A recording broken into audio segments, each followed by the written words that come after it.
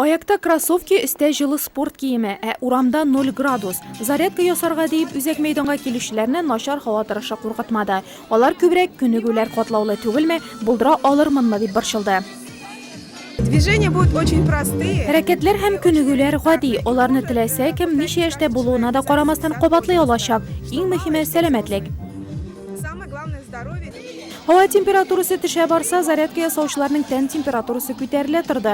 Тик авырудан түгел, күтәренке кәефтән һәм музыка астында тиз-тиз хәрәкәтләнүдән. Рәтләр бозылып, кабатлыйсы күнегүләрдә синхронлык булмаса да, һәркем үзенчә тырышты.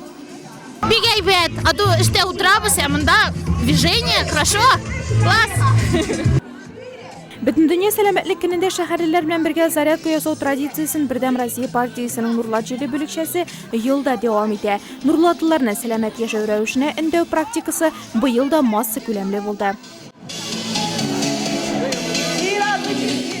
Мен өзім енді партия члены буларак, политсовет члены буларак, һәм инде мәгариф бүлеге җитәкчесе буларак менә бу акциядә катнашырга булдым. Үземнең сотрудникларым белән мәктәп укучылары чыкты, бик теләп, мәктәп җитәкчеләре чыкты, исполнительный комитет сотрудниклары барысы да монда иде. Барыбыз да бик теләп бу зарядкага чыктык.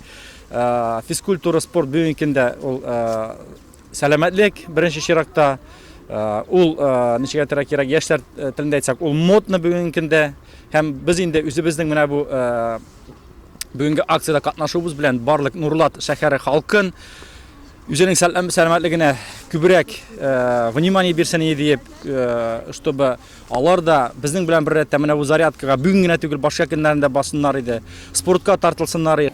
Инде сикереп һәм хәрәкәтләнеп җылынган зарядка ясаучылар энергия туплап мәктәпләргә, эш урыннарына таралды. Бүгенге иртәне алар йокымсырап башламаячак инде.